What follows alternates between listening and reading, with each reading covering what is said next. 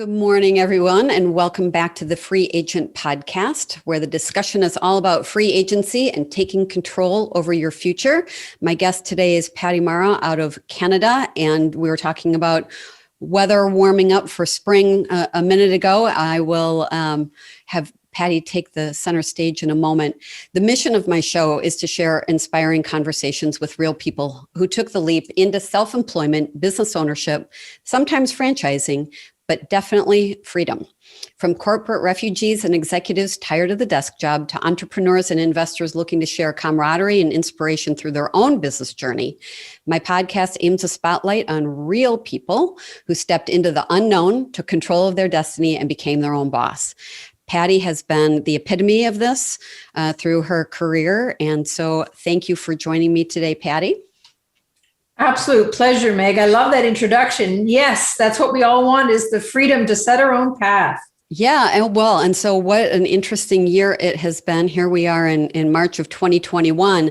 I know that all of the listeners are curious about taking a step into free agency or have done it already. And let's face it, the last year we've had some ups and some downs and some blindside, knock you off your feet kind of events. However, there are still some really amazing, uplifting stories, positive outcomes. And that's why a couple of weeks ago when we connected, I was really excited about having you on the show. So thank you. My pleasure. So let's just dive right in. I don't want to summarize who you are. I would love for you to talk about your journey. Where are you today? And then for the benefit of the audience, how did you get started in your own entrepreneurial activities? Oh, perfect. Thank you. Well, so I'm a business coach and have been for over 25 years. People say, how did you become a business coach? It's kind of like, it's not that I stumbled into it, but when I started to reflect on what I do, it didn't matter what position I was coaching. If I had a sales position, my method of selling was to coach. And I was lucky enough to come across Strategic Coach in 1997, which literally gave me then the structure to build a significant business based on what my talent is, what they call your unique ability. So I'm a business coach. I specialize working with brick and mortar businesses, retail and service. And I keep hearing this. I've written a couple of articles.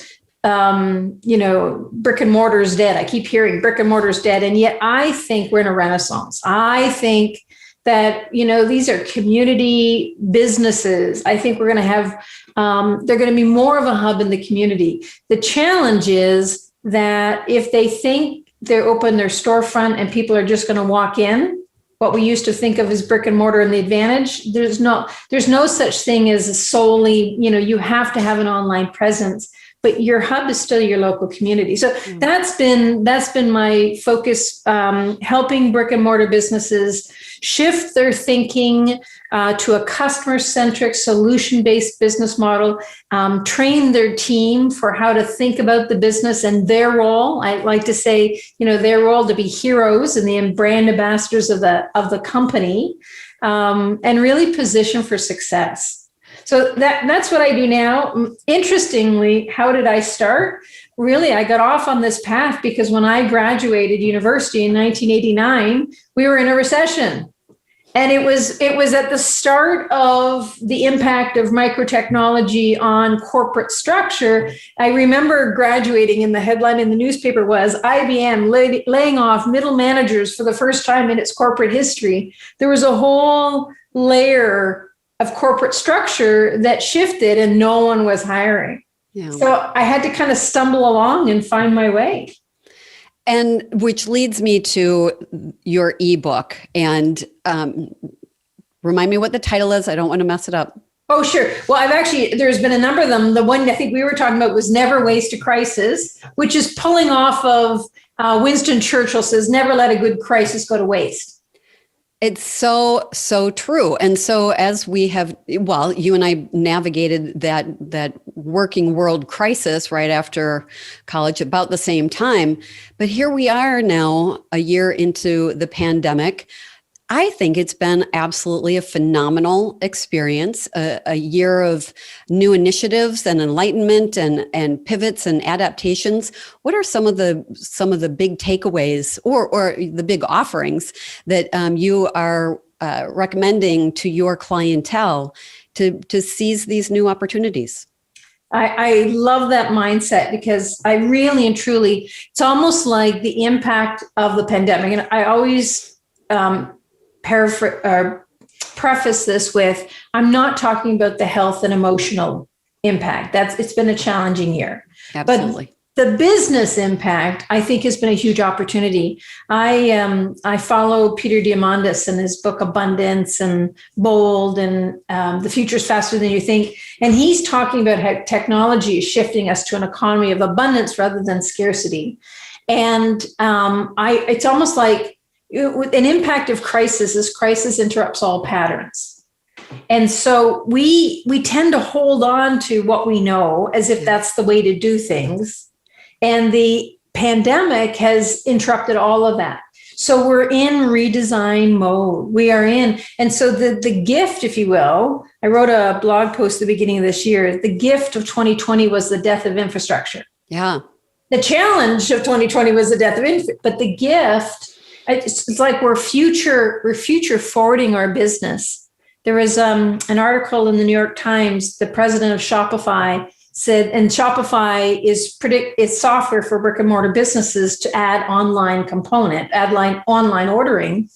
And so the impact of the pandemic on their business was to forward their business plan by 10 years, which means we're taking our community-based businesses and accelerating them forward and really giving them the opportunity. It's like there's information right now and what's not working. Yeah. And it really needs to start with who are your customers, what's important to them, how do you offer solutions for their needs and become a trusted resource for them. That positioning, this is the opportunity to figure that out, and it gives you the opportunity to future-proof your business. And I completely agree with you about the renaissance of brick and mortar. There are so many case studies now, businesses that, of course, were impacted in the first part of 2020, but the second half of the year, to your point, they made some adaptations and changes. Change. Who wants to do that when things are working? Well, we found out that we had to make these changes. I agree with you about the renaissance of brick and mortar. People are hungry for engagement. Mm-hmm. Absolutely. And not only are they hungry for engagement, there's nothing like actually getting together again to bring out a hug. A lot of us are ready for hugging. Even our shop owners, our boutique owners, our fitness instructors. So the human nature piece of this is going to kick back in again. Mm-hmm. Yes. So for you, you're working with entrepreneurs all the time. Are you seeing particular, and it has been difficult, are you seeing particular patterns where they are still stuck in negativity or that downward spiral? And how do you help business owners come out of that?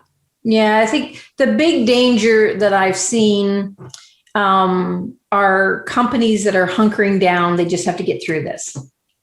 They're not taking the opportunity to look at what isn't working and why isn't working. What information is it communicating? What's the shift available? And I always start with identifying who your best customers are first. And I say that over and over again. It is one of the toughest things to do because there's a Tony Robbins quote, you want to market narrowly, serve broadly. And yet, listen, I teach this to other entrepreneurs and I still have a hard time doing it for myself. It's like, it's really hard getting that narrow niche down. But the moment you do, you speak their pain points, you speak their challenges, you can figure out specific solutions to their needs. And that's the basis for the future-proofing your business, is shifting to, I think most independently owned businesses play the wrong game of business. They focus on what they're selling, their products or services, instead of the value. I think your products and services are just a vehicle for you to create value. And if you focus on products and services, you're being commoditized. You're being judged against Amazon and the big national chains or international chains. Well, does Walmart do that? Right? Yeah. But if you're playing your game of business, which is all around solutions and relationships, no one else can play your game. Yeah, it is so true. And I talked to executives in transition, and they're accustomed to their team and their role, and their ego is invested in who they are there. Then move over to entrepreneurs and the different type of engagement that they have with their employees and with their customers. We're all competing. I don't care if you're interviewing for a job or if you own a business. To your point, what is the big differentiator? It's you. It is you. And so do you have an example? Because I'm curious about the size of companies that you're working with, number of employees or locations. Do you have an example or two of companies that you've worked with recently? Sure. So it's interesting. I have an online program that I'll work with smaller, more boutique companies. And then when I do actual, one-on-one work, they tend to be larger. I spent about 11 years working with independent pharmacy owners, mostly in the States. And so a couple of examples. Actually, let me give you a negative example and then a positive example, because it really is back to one of the things you said about companies that aren't, they're just hunkering down. They're not adapting. They're one of my favorite stores, family owned, 50-year-old. I'm a horse person, so it's a tack shop. It's one of my, local tack shop. I love it. And they just are not adapting. Their website's awful. The search function is so bad on their website that I can't find things I know they carry. And I get, 5 pages of unrelated things because however their search is set up. And they haven't made any investment or change this year. And the reason why is they've put so much money, they spent so much money on what there is there now that they're resistant to spend more. Right? But that's a common issue. Yeah. Peter Drucker said, we all make the best decisions based on what we know at the time. That's not the issue. The issue is we don't go back and reevaluate. Based on what we know now, would we make the same decision? Do we need to do something else? We don't go back and reevaluate. And so they're missing this opportunity. I think their only saving grace is my experience is most tack shops are the same. None of them are very good. I didn't know that you are a horsewoman. I used to have 6 horses. Dressage is what I rode, German warm bloods. And I agree with you. That's mine. Yeah, I agree with you. There's something about them that is confounding.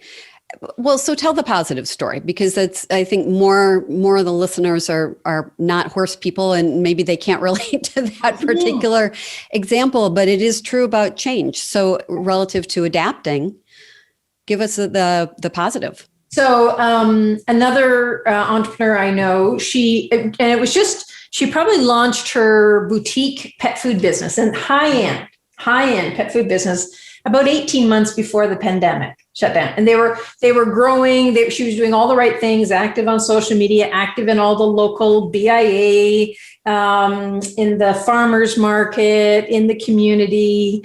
And so had done a good job of building a base, small town, but with a good surrounding area. And they were getting ready to open their second location in a neighboring larger town, a nice hub. And of course, the pandemic hit. All stores were in lockdown. They were essential services, but customers couldn't come into their store. So immediately they added Shopify to their website, spent about a month getting everything that they carried available online. They immediately started sending, one of the things they'd done a good job is they always kept, when you purchased with them, there's a loyalty program and they captured your email. So they immediately started to communicate curbside. They offered free delivery for the first time it is quite a wide area. And it was really the owner and the manager out there delivering.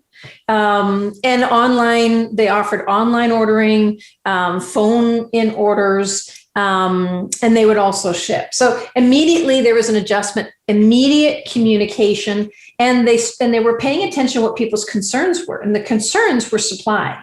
Are you going to be able to carry my food? Is there going to be an interruption of what I feed my dog and cat? Yeah. And you think it's high-end food. So they feed raw and really high-end kibble. So there's this fear, cash flow, are people going to stop rather than feed grocery store pet food? And her business grew because she was very active on social media. She made herself available. The owner made herself available if there was questions, concerns, consultations. They just created this really great experience and created comfort, connection, and ease. They accelerated accessibility. They opened their second location in May during lockdown, had fun with it. They did local fundraisers virtually. They did, all these great things virtually, getting out into a community that hadn't known them before. So that when they finally could open their doors in June, that store has consistently outperformed the original store. Nice. Within a couple of months. And all of that was because it's all community-based. It's accessibility, communication, and community-based. I've got a bunch of stories like that but it's thinking through who the customers are and how do we interact with them? Where are they now? And how do I reach them? That had that buzz. And so that business became a comfort stone, for families with pets. Yeah. Interesting too, going back to the first example, I was thinking, our other pet store, horses are pets. They're just great big dogs that need more care than a dog. But what a great example of two businesses that are more or less in the same industry. One hasn't reinvested in themselves and the other one pivoted into your point, make it personal. Mm-hmm. Make it warm and welcoming. And what a great story. So I'm curious for you, because you've been an entrepreneur for such a long time, how do you feed and nourish yourself? And was there a period over the last year where you took your own dip in energy and enthusiasm? And how did you put yourself back on the map? Yes. I'm a natural optimist. And so, immediately I start looking for, actually, I should say the first thing I did back in March was get on the phone and talk to clients, customers, friends, network. That's the first thing I did. And I talked to business owners that their business had been shut down overnight, event staffing business, photography business. So all over the map. So my first thing was to get in communication with people. The next thing is I've just noticed I've had to have a lot more grace with myself, and definitely had to do self-care. So I make sure I go to bed early enough because I need my sleep. I'm, been talking about for 3 years, incorporating the miracle morning routine in the morning, meditation and affirmation, visualization, exercise, reading and write and journaling, right? So I've been talking about that. This just finally gave me the push. And I will say that I had a hard time in the fall when it started to get dark. We were going into increasing numbers. So all of the restriction that felt like wasn't enough. And so that I really remember, and I just had to step back and make sure I was eating well, getting enough sleep, and just looking for, okay, what's the flip of it? What's the opportunity? How am I going to capture it? But it really took being consciously aware, because it's a very easily slippery slope to go down to, especially being isolated. Are you working with a team of people? Do you have employees? Have you been in physical contact, or has it all been virtual? My team has always been virtual. Okay. So I've worked virtually with a team since 2005. And And I enjoy that, right? So that's been fine. We do have a weekly meeting in and above any other projects we're working on together. So we have a hub that we all come together, and that's kind of been important so that we work cohesively as a team. So that hasn't been as much. I am in a number of different networks, and that's been important. But even so, that's been in person in the past, and now it's all virtual. I do find I was in 3 back-to-back Zoom days workshops last week, and by Friday night I was cross-eyed and zoomed out. Indeed. But to the positive, and I'm like you, I'm a natural optimist, and as a leader of my own networking group, it's called the First Friday group, and we also had been meeting in person, and now that we've pivoted into the virtual format, I'm finding it's interesting. There's a dichotomy. There are some people, they're all business owners. Some of my business owners are saying, you can't leverage Zoom or virtual to create real, authentic relationships, and their businesses have slowed down. Mm-hmm. Then I've got the others who are saying, get out of the way. Mm-hmm. Virtual is where it's at. You can read body language. You can see facial expressions. And so I don't really have that many mentors who I turn to in the last year to build me up. I'm like you, I'm more the natural optimist, and I find that people come to me for that rebuilding. But it has been confounding to me that some business owners have not embraced the beauty of Zoom and being able, like I can right now. You've got a beautiful smile. Your extroverted nature just comes right through the screen. What a lovely opportunity to connect with people. Mm-hmm. And it's transformed my business. Yeah. I mean, as much as I felt I was zoomed out, I'm now doing custom team engagement training with companies that I used to have to travel for. So there's so much more I can deliver because I don't have to travel and be there in person. Yeah. I'm actually getting far more engaged with the team. We're doing things on a weekly basis that there's no way I could deliver in the same way. So it's literally transformed my business. I'm very grateful for it. And I am looking at 2021. Here we are now almost through the first quarter. I see nothing but up for the rest of the year. But in talking to other business consultants and executive transition specialists, there is a heavy emphasis, and maybe you're seeing this, on altering the culture of these companies so that when work from home lifts, employees will want to go back.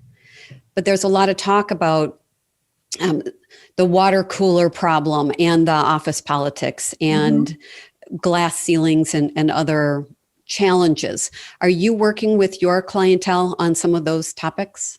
Yes. Well, some of them, for example, pharmacies have been in person. They haven't, unless they're doing bookkeeping, they're not working remotely anyways. So they have different challenges, which are, most of them have been working with a skeleton staff. Especially pharmacy technicians are often young women, and they have young children at home, and it was easier to not work and, scary to work.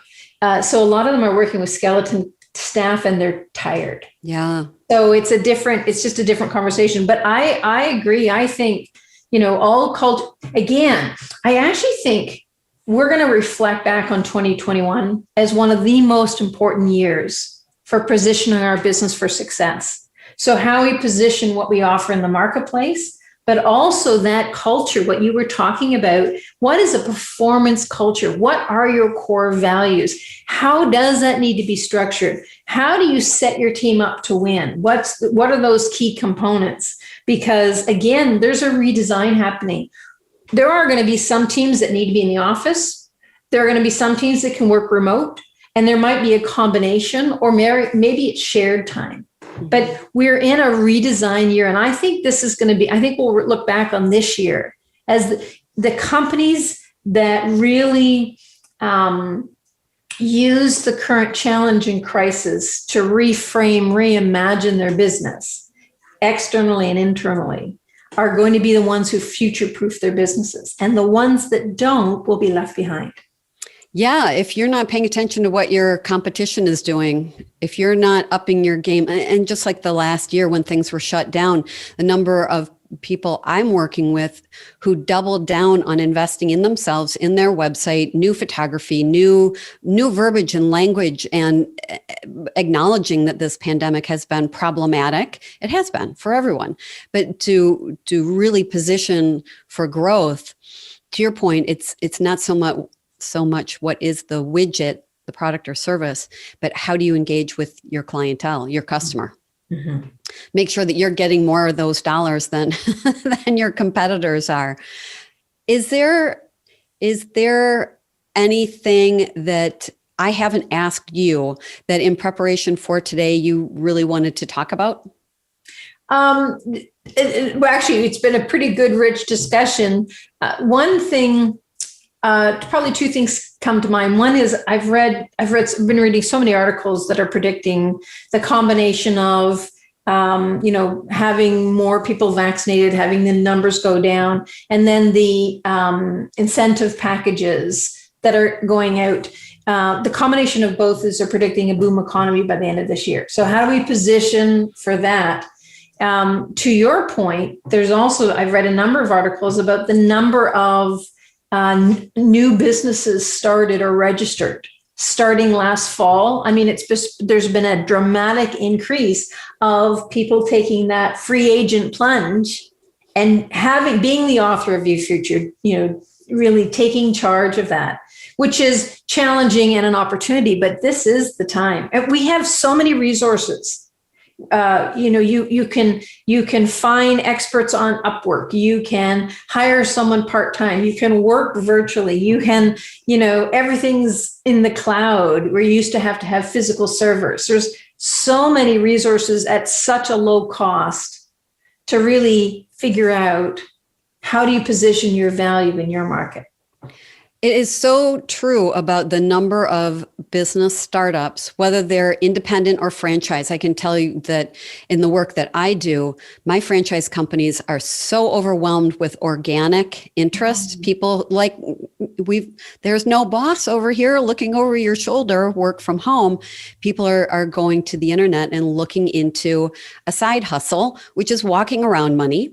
Usually it starts with not a substantial income replacement, or they're looking at the use of their time that is not being spent in a commute. And I still feel bad for parents who've got little kids and found themselves being educators and camp counselors and everything else.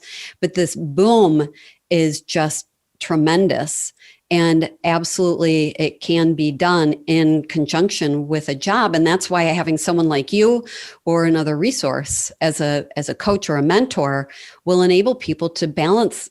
I think it was being called the work-life blur for a while, nodding, and then trying to figure out how do you make it, how really do you seize the opportunities for financial security for your family? Mm-hmm. So we're going to see a lot more. How many of your clients have been in business for 5 years or longer versus less than that? The majority. The vast majority have been in business for much longer than that, actually. Okay. So they recognize their opportunities to grow and change. Mm-hmm. It's one of the key pieces because it really is a difference in the mindset. There are business owners that, own a job and are happy with that. That's not my market. Not that I can't, if you're challenged, absolutely. But my market are really people that are passionate about what they do. They want to have an impact. They're passionate about their community and they're committed to growth and extending that impact. And there's such a big difference between those people, the people who own their job. I refer to it as a man in a van or Chuck in a truck. It's self-limiting in that you're the one doing the work all the time. If you can offload some of that to 1, 2, 5 other people, now you're really growing a substantial business. Very different mindsets. Mm-hmm. And I agree that as businesses evolve and mature, the metrics of that business are what really should be driving future decisions and growth. How much of what you do is based on pulling financial or business metrics from those companies? Well, there's two pieces. It's one of the ways we start. In fact, when we're identifying best customers, it's not just who you like, although that's a big part of it. Yeah. It's also starting. And so some of that's looking at, who's most profitable. What are your profit centers? You have different necessarily products, silos, services, and starting to, really hone in on where is the revenue generated, who's generating it. And then, who are they? What's important to them? What's a different way of positioning the value you create? Yeah. And then, just like in my business, every business needs to have a dashboard. What are those, top 5 metrics that on a regular basis you're reviewing, because it's your barometer of if you're on track or not? Yeah. Yeah. It's hard to monetize your business and become profitable if where you're spending your time is on activities that are not generating your revenue or that profitability. Do you find it hard to get people to focus on metrics? Business owners? It depends. It depends. It also depends on how long they've been in business. So I've certainly, I love the Michael Gerber's E-Myth book, which is, absolutely. Are you, there's the 3 roles. There's the technician role, which is doing the work of the business, the manager role, running the business, and the entrepreneur role, which is growing the business. And often people have gotten into business because they love what they're doing. Yes. And that's the technician's role. So if people have been in business for longer, or depending on their business background, financials are just part of it. They don't have to generate it. You have a bookkeeper and accountant, but financials are just part of it. Yeah. And if not, but even companies that are often are tracking financial metrics, not customer-centric metrics. And that's a key difference. Is I want to know, the profitability, all the different components, but I also want to look at your customer-centric metrics, so that we can make effective decisions, because that's your leverage point. So important to know how your business operates and why your consumer comes to you for trial. The whole goal then is retention and keeping those revenue dollars coming in. Don't go out and continue to market to new people. Figure out how to keep the people who are already investing in you and in your business. Yes, your gold mine. They are your gold mine. So is there anything in summary as we're wrapping up here, any final thoughts that you want to share with the free agent audience about quality of life or best practices before we leave? The one thing, thank you for asking me that, because the one thing that kind of occurred to me was, I said earlier about having grace for yourself. I think it's really important to have downtime, especially with more of us working from home. I have a home office, but when I'm not working, that door is closed, and it's like it's not even on part of my house, right? It's like when that's closed, I don't even operate like there's this room that's attached to my house. And I think it's really important that we have to have healthy boundaries, or we're working all the time. I don't work weekends. I don't, because if I work weekends, I'm tired and grumpy during the week. So part of that, and sometimes it feels like it's not possible to take time off because you're so busy. That's actually one of my flags, that I better take time off because now I'm tired and I'm being destructive in my business. Yes. And the word that came to mind is segmenting. Mm-hmm. A closed door is a physical segmentation, a barrier or partition. I know that there are a lot of people who are working from their bedroom, and that really does complicate things. And I implore those people, if that's you who's listening, find yourself a good boundary.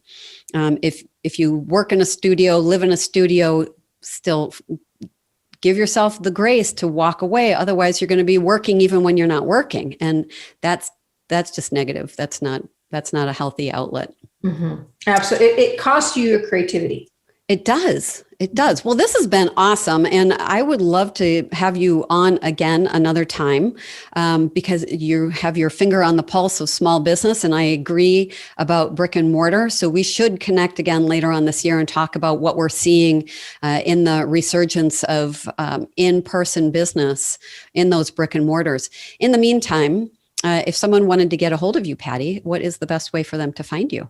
Perfect. Thanks, Meg. Well, I'm on all the social media channels, or the main ones. And then my website is pattimara.com. That's PATTIMARA.com. And I've got a link for your listeners if they'd like some more resources. And if they went to pattimara.com/free agent, then there's a tool for you to think through in your business and a little short training to help you use it. And of course, I have a book out. So if you want to buy the book, there's a link. Perfect. This is all just perfect. This has been an absolutely delightful way for me to start this blustery.